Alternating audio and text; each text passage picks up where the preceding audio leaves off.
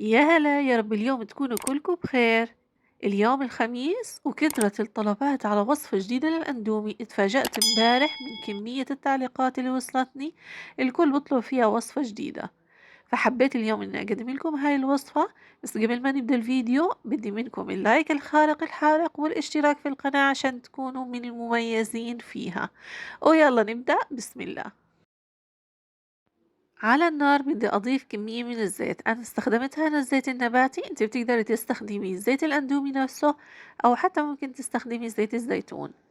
عندي هنا نص بصلة فرمتها لفرم كتير ناعم، وحابة أقلبها بالزيت لحد ما تبدأ شوية تدبل معايا.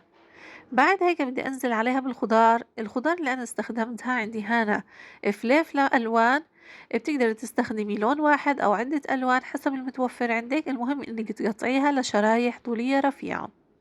وعندي هنا كمان جزر مفروم لشرايح بالطول، بقلبه شوي مع البصل. وحنزل هالحين بالمكون الأخير وهذا إشي اختياري.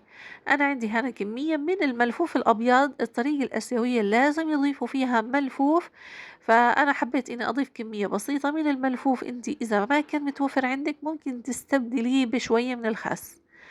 وحقلبها لمدة دقيقة واحدة بس، ما بدنا إياها تطول كتير في الطبخ على النار. بعد هيك بدي أنزل معلقة كبيرة من صلصة البندورة، وكمان من الصلصة الحارة، وأكيد من الصويا الحلوة. بقلب المكونات هذه مع بعض كتير منيح، وأكيد بدنا نضيف الحين بهارات الأندومي الموجودة معها.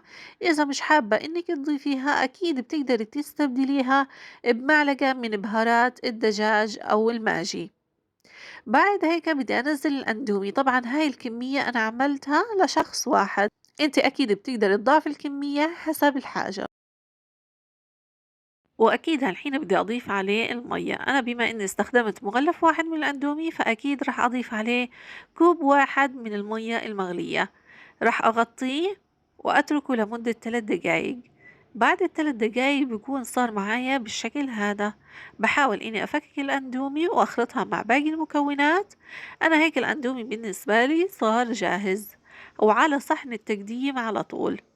إذا بتحبي إنك تزينيه بتقدري تزينيه بشرايح من البصل الأخضر أو حتى البقدونس، وممكن كمان بشرايح من الفلفل الأخضر، بتعطيه طعم ونكهة كتير لذيذة. وآخر إضافة أكيد بدنا نضيفها عشان تكون الوصفة آسيوية هي السمسم. ضيفوا رشة بسيطة من السمسم واستمتعوا بالطعم الكتير بشهي. هاي الوصفة بتمنى إنكم تحضروها لسهرة الخميس مع فيلم بسيط، واستمتعوا بالطعم الكتير لذيذ.